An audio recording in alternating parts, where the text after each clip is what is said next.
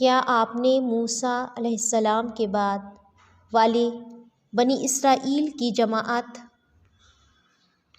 کو نہیں دیکھا جب انہوں نے اپنے پیغمبر سے کہا کہ کسی کو ہمارا بادشاہ بنا دیجئے تاکہ ہم اللہ کی راہ میں جہاد کریں؟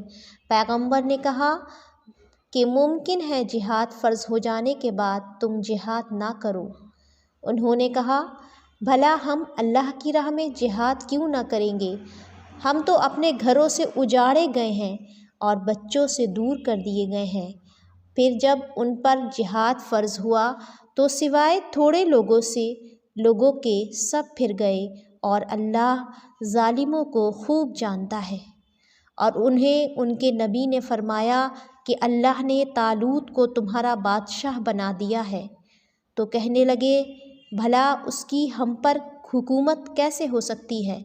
اس سے تو بہت زیادہ حقدار بادشاہت کے ہم ہیں، اس کو تو مالی کشادگی بھی نہیں دی گئی ہے۔ نبی نے فرمایا علیہ السلام سنو، اللہ نے اسی کو تم پر برگزیدہ کیا ہے اور اسے علمی اور جسمانی برتری بھی عطا فرمائی ہے۔ بات یہ ہے کہ اللہ جسے چاہے اپنا ملک دے، اللہ کشادگی والا اور علم والا ہے۔ ان کے نبی نے انہیں پھر کہا کہ اس کی بادشاہت کی ظاہری نشانی یہ ہے کہ تمہارے پاس وہ صندوق آ جائے گا جس میں تمہارے رب کی طرف سے دل جمعی اور آل موسیٰ اور آل ہارون کا بقیہ ترکہ ہے۔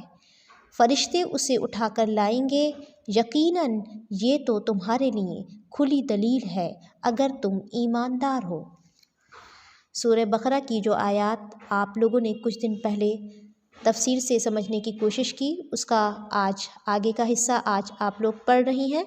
تو یہ قصہ میں نے شروعات سے لیا ہے تاکہ آپ سمجھ لیں اچھی طرح کہ کس کی بات کی جا رہی ہے۔ تو کیا ہے آیات کہ آپ نے موسیٰ علیہ السلام کے بعد بنی اسرائیل کی جماعت کو نہیں دیکھا؟ قرآن مجید کا طریقہ، اللہ تعالیٰ کا اندازہ بیان یہ ہے کہ جب کسی بات کو سمجھانا ہوتا ہے تو سوالیہ انداز میں پیش کی جاتی ہے بات۔ کہنے کا مطلب یہ ہے کہ کیا آپ نے نہیں دیکھا، یعنی کہ آپ کو یہ جاننے کی ضرورت ہے، آپ یہ جان لیں۔ کیا تم لوگوں نے یہ نہیں جانا تو جان لو، اس میں تمہارے لیے سبق ہے۔ اب دیکھیے اللہ تعالیٰ موسیٰ علیہ السلام کے بعد بنی اسرائیل کی اس جماعت کی طرف اشارہ کر رہے ہیں جنہوں نے اپنے پیغمبر سے یہ سوال کیا تھا کہ ہمارا ایک بادشاہ اپوائنٹ کر دیجئے، مقرر کر دیجئے۔ کس لیے؟ تاکہ ہم جہاد کریں، وار کریں۔ آپ جانتے ہیں کہ پچھلی اقوام یعنی کہ ہماری ہسٹری میں پہلے جب اختلافات ہوا کرتے تھے تو اس کو نپٹانے کا طریقہ جنگ تھی، جنگ۔ لیکن جنگ کے مختلف مقاصد ہوا کرتے تھے۔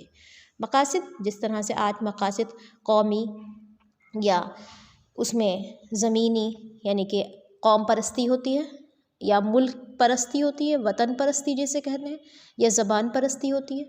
لیکن قرآن مجید اور اللہ تعالیٰ کے دین میں جو جنگ کا مقصد ہے وہ للہیت ہے۔ کیا؟ للہیت، کہ پورا کا پورا قانون اللہ کے لیے ہو جائے۔ لیکن اس کے سوا بھی لوگوں نے جنگیں کی ہیں، تو سمجھانے کا مطلب صرف اتنا ہے کہ اختلافات کو نپٹانے کا طریقہ جو جنگ تھا، لوگ اپنے جسم، اپنے مال کی قربانی دے کر اپنے اس مقصد میں کامیابی حاصل کرنے کی کوشش کرتے تھے۔ تو جب ایک قوم یہ سفارش کرتی ہے، یہ گزارش کرتی ہے اپنے نبی سے کہ ایک بادشاہ بنا دیجیے، اور کس لیے؟ کہ اللہ کی راہ میں جہاد کریں، اللہ کے دین کے لیے جہاد کریں۔ تو دیکھیے پیغمبر علیہ السلام کا جواب کیا تھا کہ ممکن ہے جہاد فرض ہو جانے کے بعد تم جہاد نہ کرو۔ انہوں نے پھر بھی یہی کہا بھلا ہم جہاد اللہ کی راہ میں کیوں نہیں کریں گے؟ ہم تو اپنے گھروں سے اجاڑے گئے ہیں اور بچوں سے دور کر دیے گئے ہیں۔ اب آپ دیکھیے اللہ تعالیٰ فرماتے ہیں فَلَمَّا كُتِبَ عَلَيْهُمُ الْقِتَالُ تَوَلَّوْا إِلَّا قَلِيلًا مِّنْهُمْ۔ پھر جب ان پر جہاد فرض ہوا تو سوائے تھوڑے لوگوں میں سے سب کے سب لوگ پھر گئے، تولوا، پھر گئے، اور اللہ تعالیٰ ظالموں کو خوب جاننے والا ہے۔ اب آپ کو میں بتاتی ہوں یہ کیا قصہ ہے۔ سب سے پہلے آپ آیت نمبر 246 میں الفاظ دیکھیے، الم تر الی الملئی، ملائی کسے کہتے ہیں؟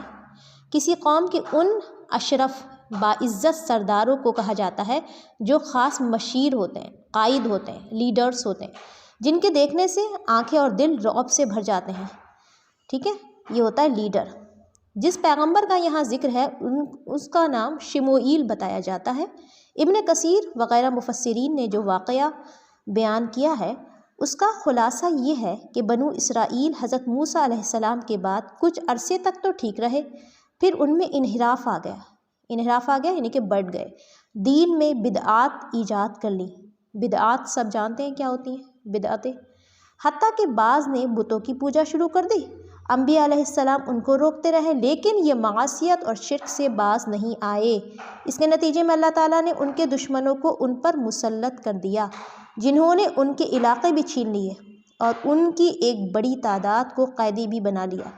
ان میں نبوت وغیرہ کا سلسلہ بھی منقطع ہو گیا، یعنی کہ نبوت نہیں رہی۔ بالآخر کیا ہوا؟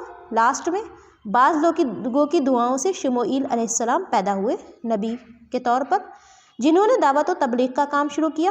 انہوں نے پیغمبر علیہ السلام سے یہ مطالبہ کیا کہ ہمارے لیے ایک بادشاہ مقرر کریں جس کی قیادت مینس لیڈرشپ میں ہم دشمنوں سے لڑیں۔ پیغمبر علیہ السلام نے ان کے سابقہ کردار کے پیش نظر کہا کہ تم مطالبہ تو کر رہے ہو لیکن میرا اندازہ یہ ہے کہ تم اپنی بات پر قائم نہیں رہو گے۔ چنانچہ ایسا ہی ہوا جیسا کہ قرآن نے بیان کیا ہے، یعنی کہ کیا ہوا کہ وہ اپنے بیان پر قائم نہیں رہے۔ آگے دیکھیے،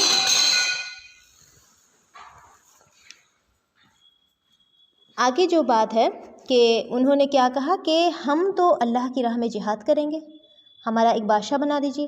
تو نبی کی موجودگی میں جو بادشاہ مقرر کرنے کا مطالبہ ہے، بادشاہت کے جواز کی دلیل ہے، یعنی کہ بادشاہت چاہیے تھی، کیونکہ اگر بادشاہت جائز ہی نہ ہوتی تو اللہ تعالیٰ اس مطالبے کو رد فرما دیتے، لیکن اللہ تعالیٰ نے اس معاملے میں رد نہیں فرمایا ہے اس معاملے کو، بلکہ طالوت کو ان کے لیے بادشاہ مقرر کیا، جیسا کہ آگے آ رہا ہے، آپ دیکھ رہی ہیں کہ اس سے معلوم ہوتا ہے کہ بادشاہ اگر مطلق نہیں ہے، یعنی کہ بلکہ وہ احکام الہی کا پابند اور عدل انصاف کرنے والا ہے، تو اس کی بادشاہی جائز ہی نہیں بلکہ مطلوب اور محبوب بھی ہے۔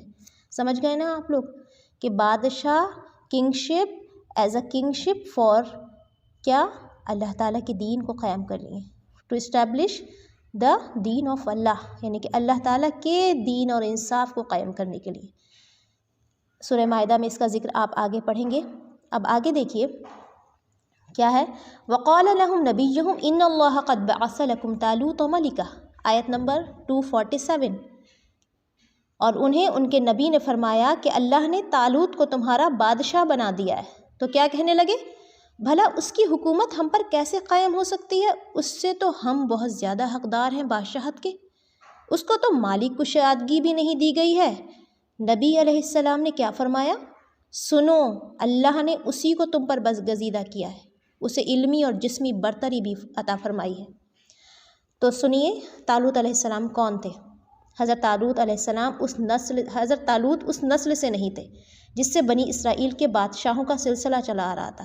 یہ غریب اور ایک عام فوجی تھے، یعنی کہ جیسے ایک عام سپاہی ہوتا ہے، تو جب وہ ایک عام سپاہی کی پوزیشن ہوتی ہے تو لوگ اس کو سارے لوگوں جیسا سمجھتے ہیں، جس پر انہوں نے اعتراض کیا۔ پیغمبر نے کہا علیہ السلام کہ یہ میرا انتخاب نہیں ہے، میری چوائس، میرا سلیکشن نہیں ہے، بلکہ اللہ تعالیٰ نے سلیکٹ کیا ہے۔ اس کے علاوہ قیادت یعنی کہ لیڈرشپ اور کنٹرول کے لیے مال سے زیادہ عقل اور علم اور جسمانی قوت اور طاقت کی ضرورت ہوتی ہے۔ آپ لوگ یہ بات اچھی طرح جانتے ہوں گے کہ کسی بھی پوسٹ، کسی بھی پوزیشن پر ہائر کرنے کے لیے ایک ایبلٹی چاہیے ہوتی ہے۔ کیا چاہیے ہوتی ہے؟ ایبلٹی چاہیے ہوتی ہے، انسان کے اندر ایک لیاقت مندی چاہیے ہوتی ہے، اس کی ریکوائرمنٹس ہوتی ہیں، اور طالوت اس میں تم سے سب سے زیادہ ممتاز ہیں، اس لیے اللہ تعالیٰ نے انہیں اس منصب کے لیے چن لیا ہے۔ وہ واسع الفضل ہیں، فضل کا مطلب اللہ تعالیٰ نے جسمانی طور پر اور علمی طور پر، یعنی کہ علم میں ان کو تم سے زیادہ فضیلت دی ہے، تو جس کو چاہتا ہے وہ اپنی رحمت سے نوازتا ہے۔ علیم، آگے اللہ تعالیٰ کیا فرما رہا ہے آیت نمبر 247 کا لاسٹ پارٹ، واللہ واسع علیم، اللہ تعالیٰ کشادگی والا اور علم والا ہے۔ تو یہاں پر بتا دیا گیا ہے کہ بادشاہت کا مستحق کون ہے۔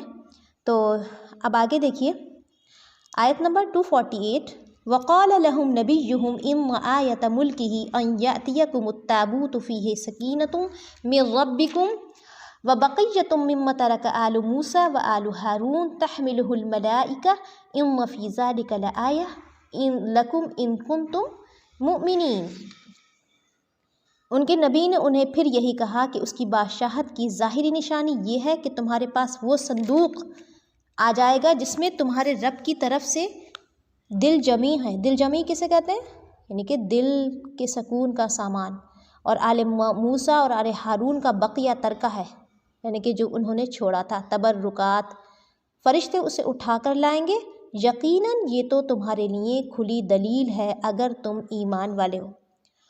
جیسے ہم مسلمان عقیدت رکھتے ہیں حرم سے، جو حرم ہمارے لیے ہیں مکہ، مدینہ، بیت المقدس، اسی طرح بہت ساری حرم چیزیں، یعنی کہ مزدلفہ کا میدان، اور جہاں پہ حاجی جاتے ہیں وہ سارے میدان، عرفات کا میدان، اس کے علاوہ مقام ابراہیم، اس کے علاوہ حجر اسود، تو کعبہ، یہ سارے جو محرمہ، یعنی کہ یہ وہ چیزیں ہیں جس کی جو تبرکات کہلائی جا سکتی ہیں اور جس کی عقیدت ہر مسلمان کے دل میں پائی جاتی ہے۔ اسی طرح مختلف اقوام کو مختلف نشانیاں دی گئیں اللہ تعالیٰ کی طرف سے۔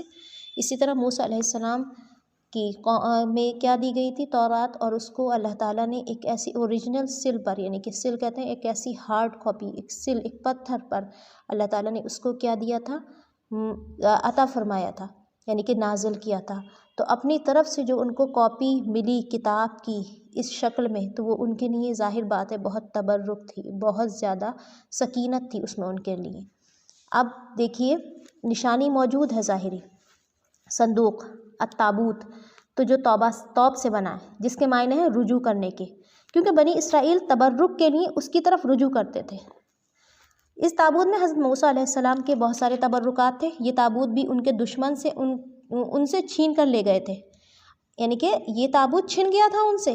اللہ تعالیٰ نے نشانی کے طور پر یہ تابوت فرشتوں کے ذریعے حضرت طالوت کے دروازے پر پہنچا دیا، جسے دیکھ کر بنو اسرائیل خوش بھی ہوئے اور اسے طالوت کی بادشاہی کے لیے منجانب اللہ کی نشانی سمجھا، اور اللہ تعالیٰ نے بھی اسے ان کے لیے ایک اعجاز اور فتح اور سکینت کا سبب قرار دیا۔ سکینت کا مطلب ہی اللہ تعالیٰ کی طرف سے خاص نصرت کا ایسا نزول ہے جو اپنے خاص بندوں پر نازل فرماتا ہے، اور جس کی وجہ سے جنگ کی خون ریزی اور معرکہ آرائیوں سے، جس سے بڑے بڑے جو ہوتے ہیں سخت دل بھی کانپ اٹھتے ہیں۔ تو اہل ایمان کے دل جو تھے دشمن کے خوف اور ہیبت سے خالی تھے اور کامیابی کی امید سے بھرے ہوتے تھے۔ تو اس واقعے سے ہمیں کیا معلوم ہوتا ہے کہ انبیاء کے جو تبرکات ہیں یقیناً کیا ہے؟ اللہ کے حکم سے بہت اہمیت رکھتے ہیں۔ شرط یہ ہونا چاہیے کہ وہ واقعی تبرکات ہوں، یعنی کہ ریئل ہوں، ریئل۔ جس طرح اس تابوت میں یقیناً حضرت موسیٰ علیہ السلام اور حضرت ہارون علیہ السلام کے تبرکات تھے، یعنی کہ لیکن جھوٹی نسبت سے کوئی چیز نہیں تھی اس میں، یعنی کہ کوئی جھوٹی موٹی چیز اس میں نہیں ڈال دی تھی اپنی طرف سے۔ جس طرح سے آج تبرکات کے طور پر بہت ساری چیزیں رکھ لی جاتی ہیں جس کا تاریخی یعنی کہ ہسٹری میں ہماری کوئی ثبوت نہیں ملتا ہے، تو ایسی چیزوں سے کوئی حاصل نہیں ہوتا ہے۔ ٹھیک ہے، تو یہاں سے یہ بات سمجھانا مراد ہے۔ اچھا، شرک کے دائرے کی بہت ساری چیزیں ایسی ہوتی ہیں جس کو غیر اللہ کے نام پہ چڑھائے جاتے ہیں اور اس کا کھانا قطعاً حرام ہے۔ یہ بات میں تھوڑی بتاتی چلوں۔ جیسے لنگر کو متبرک سمجھتے ہیں کچھ لوگ، تو قبروں کو متبرک سمجھتے ہیں، بزرگ کے نام کی قبروں کو نذر نیاز چڑھاتے ہیں، تو قبروں کو غسل دیا جاتا ہے، اس کے پانی کو متبرک سمجھا جاتا ہے۔